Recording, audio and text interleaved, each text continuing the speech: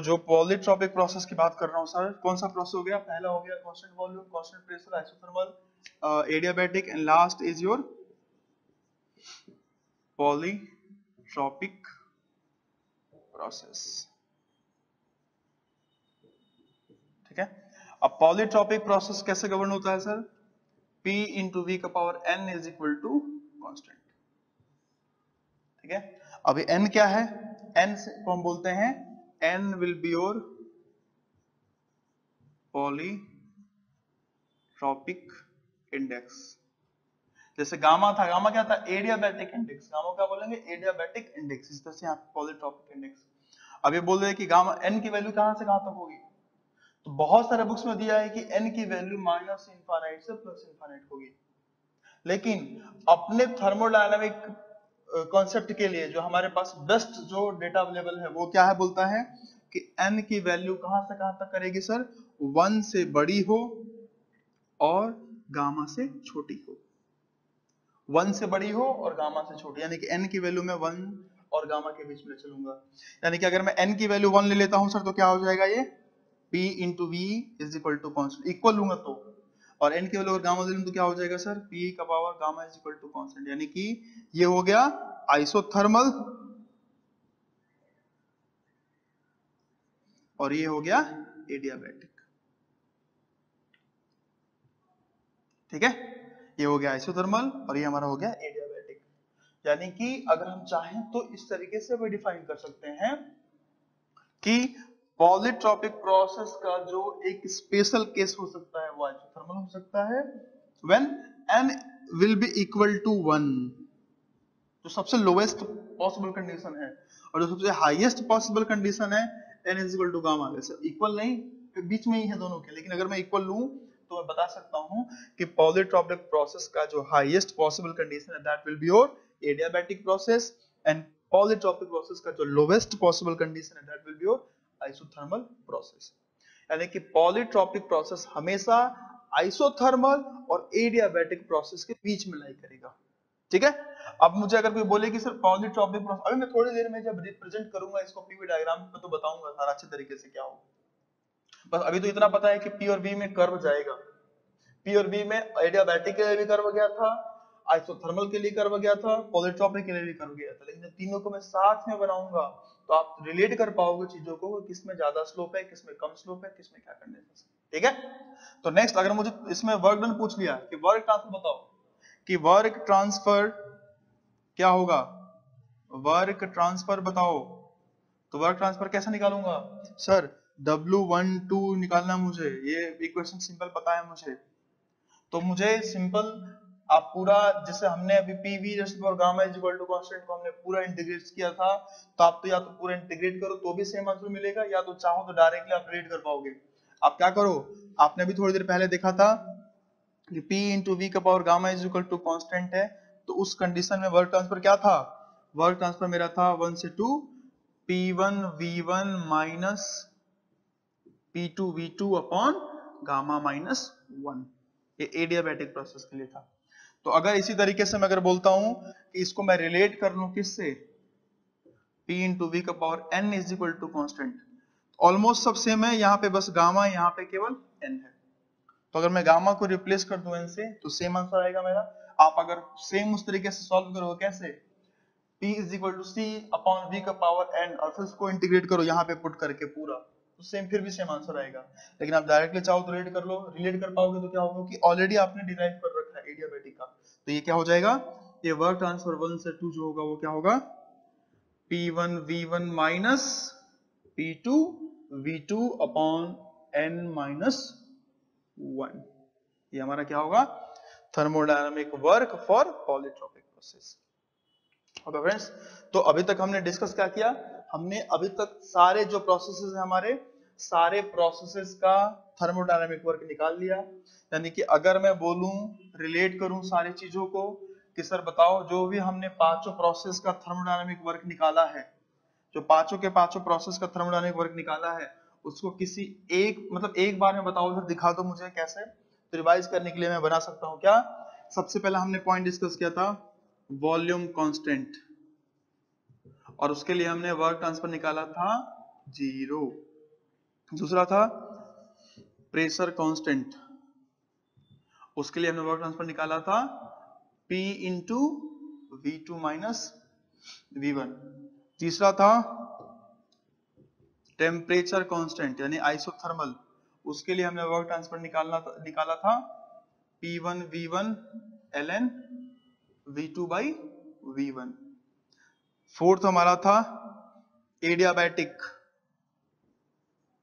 Adiabatic का मतलब हम बोल सकते हैं कि जो dq है वो क्या है 0। मैं बाद में आपको वीडियो में बताऊंगा कि d पे मैंने कट क्यों किया, अभी के लिए बता दे रहा हूं। आगे हम इसको फिर से प्रूव करेंगे कि जो मेरा वर्क हीट ट्रांसफर, जैसे हमने देखा कि work transfer is a path function, that's why उसको हमने डी डब्ल्यू नहीं लिखा था, डी के ऊपर कट करके डब्ल्यू लिखा था। तो इस तरीके से यहाँ पे भी डी क्यू के साइड में भी डी क्यू नहीं लिख रहा हूँ, मैं डी के ऊपर कट करके क्यू लिख रहा हूँ। इसका मतलब हीट ट्रांसफर भी क्या होगा, पाथ फंक्शन। वो मैं आगे प्रूफ करूंगा, आपको डिराइव करेंगे अच्छे तरीके से। तो अभी के लिए एडियाबैटिक अगर बोला तो क्या बोला हमने, 1 to 2 is equal to P1 V1 minus P2 V2 upon gamma minus 1। And last जो मेरा फिफ्थ प्रोसेस था वो क्या था, पॉलीट्रॉपिक प्रोसेस। ठीक है, तो अगर मुझे बोले कि पॉलीट्रॉपिक प्रोसेस के लिए बताओ, तो पॉलीट्रॉपिक प्रोसेस के लिए जो मैंने वर्क ट्रांसफर निकाला था वो क्या था, P1 V1 minus P2 V2 upon n minus 1। तो ये सारे पांचों प्रोसेस हैं। कौन कौन से प्रोसेस हैं ये non flow process, non flow process की बात कर रहे हैं। नॉन फ्लो का मतलब हमेशा मुझे कौन सा इक्वेशन यूज करना है, मुझे वर्क ट्रांसफर के लिए हमेशा P इंटू dv यूज करना है। और P इंटू dv का मतलब क्या है, यहाँ पर dv का मतलब है सर, अगर वो प्रोसेस है उस प्रोसेस को प्रेशर वॉल्यूम एक्सिस पे, प्रेशर वॉल्यूम कर्व दिया हुआ है, प्रेशर वॉल्यूम डायग्राम दिया हुआ है उस प्रोसेस का, तो उस प्रोसेस को वॉल्यूम एक्सिस पे प्रोजेक्ट करो और प्रोजेक्ट करने के बाद उसका एरिया निकाल लो। ठीक है, तो अभी तक हमने पूरा डिस्कस किया कि थर्मोडायनामिक में वर्क सारा क्या क्या किस तरीके से है, कौन कौन से प्रोसेस के थर्मोडायनामिक वर्क निकालेंगे।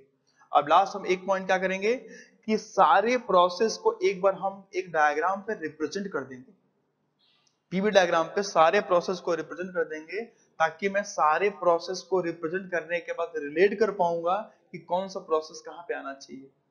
और केवल रिलेट ही नहीं माय डियर, कई मैं आपको दिखाऊंगा कि कुछ क्वेश्चंस कभी कभी पूछा जाता है, आपको बोल देगा कि अगर मैं इन जनरल पूछूं तो बताओ कि सबसे मैक्सिमम वर्क किस प्रोसेस में आपको मिलेगा, सबसे मिनिमम वर्क किस प्रोसेस में मिलेगा।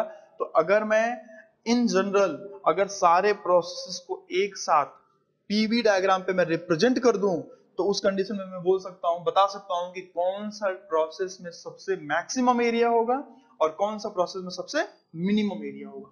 ठीक है, तो नेक्स्ट हम डिस्कस करने जा रहे हैं क्या, कि सारे प्रोसेसेस को हम किस तरीके से रिप्रेजेंट करेंगे एक डायग्राम में। ठीक है, ये बहुत इंपॉर्टेंट है, क्योंकि इसको जानने से, इसको समझने से मेरे मतलब माइंड में एक पिक्चर क्लियर हो जाएगा कि सारे जो प्रोसेसेस हैं, जो हमने पांचों के पांचों प्रोसेस देखा, वो कहां पे हमें बनाना है और कहां पे हमें उसको लिखना है। तो ध्यान से देखो सर, अब मैं इस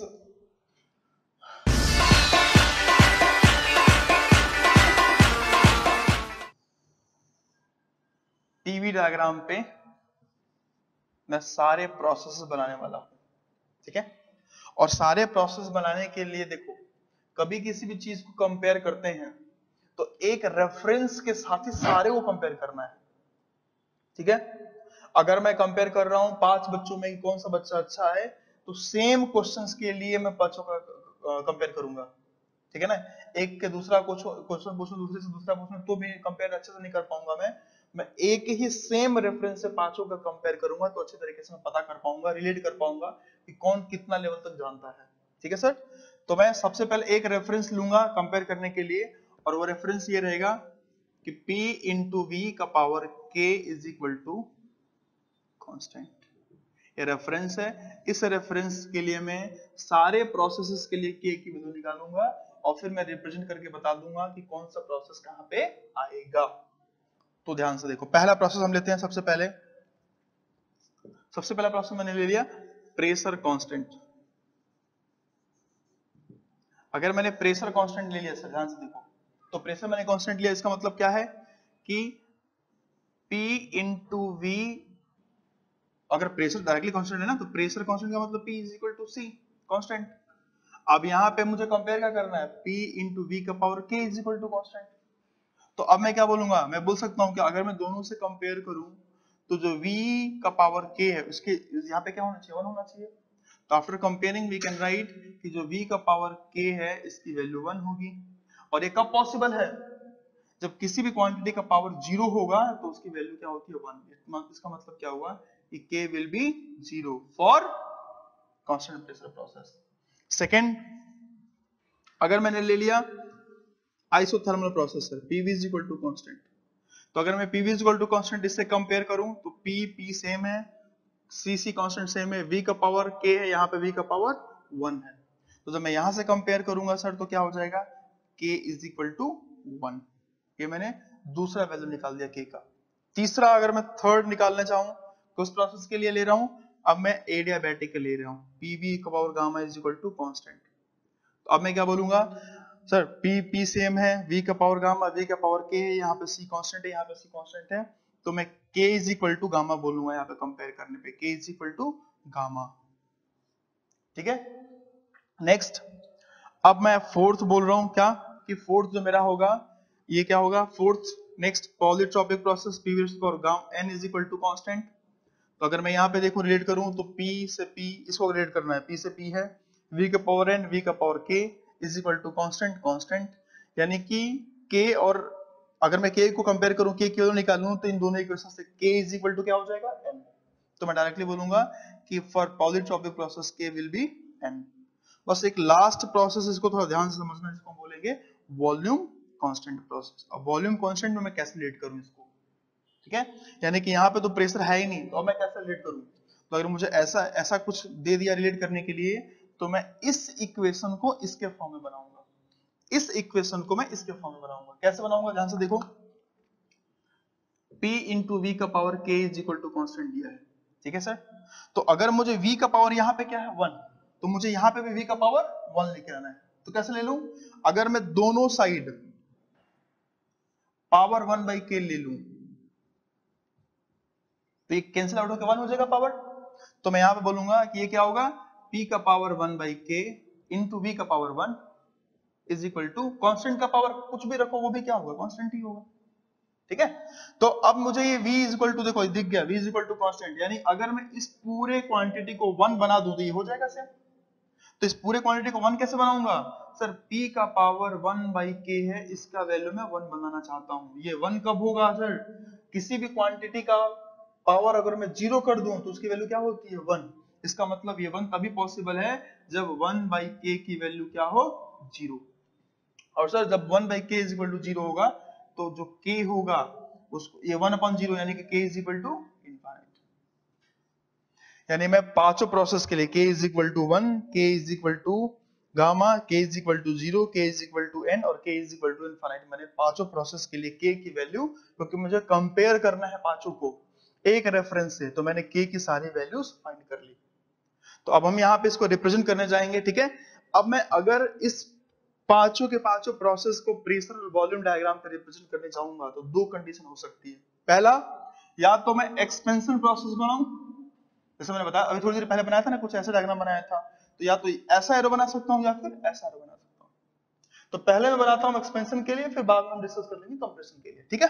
दोनों के लिए कोई भी चाहो जैसा कर सकते हो आप। तो अगर मैं कंप्रेशन के लिए सर एक्सपेंशन के लिए करना चाहूं तो सबसे पहले मुझे पता है कि प्रेशर कांस्टेंट का मतलब क्या है, ये लाइन, एक्सपेंशन का मतलब वॉल्यूम कांस्टेंट, ठीक है। तो प्रेशर कांस्टेंट, ये वाली लाइन क्या है, प्रेशर कांस्टेंट की है। वॉल्यूम कांस्टेंट की लाइन कौन सी है, ये नीचे वाली वॉल्यूम कांस्टेंट की लाइन है। और जब एक्सपेंशन होगा तो प्रेशर कम होगा, ठीक है। नेक्स्ट, अब ध्यान से देखो, जब प्रेशर कांस्टेंट था तो k की वैल्यू कितनी थी, तो यहां पे मैं लिखूंगा k इज इक्वल टू 0। जब वॉल्यूम कांस्टेंट था तो k की वैल्यू इनफाइनाइट, तो यहां पे k की वैल्यू इनफाइनाइट, यानी k 0 यहां पे हो गया, k इनफाइनाइट यहां पे हो गया, मतलब कि बाकी सारे प्रोसेस इसके बीच में होने चाहिए, ठीक है, इसके बीच में होने चाहिए। तो अगर मुझे निकालना है अब 0 से बड़ा मतलब उसको धीरे धीरे बड़े के ऑर्डर में हम लेके चलेंगे। तो 0 से बड़ा मुझे पता है 1, और फिर गामा, अच्छा गामा 1 से बड़ा होगा 1 से छोटा होगा, ये कैसे पता चलेगा? हमें पता है कि gamma is equal to Cp upon Cv, और कुछ टाइम बाद हम प्रूफ करेंगे कि Cp will always be greater than Cv, और जब Cp Cv से हमेशा बड़ा होगा इट मींस गामा की वैल्यू 1 से हमेशा बड़ी होगी। ठीक है, तो इसका मतलब है कि इससे तो बड़ा होगा, इससे, यानी कि हमारा जो आइसोथर्मल है यानी K की वैल्यू 1 है, इससे तो बड़ा होगा K का गामा। और हमने अभी थोड़ी देर पहले प्रूफ किया कि N जो होगा दोनों के बीच में होगा। तो अगर मैं ऐसा रिलेट करूं तो क्या बोलूंगा, ये ले रहा हूं सर मैं K इज इक्वल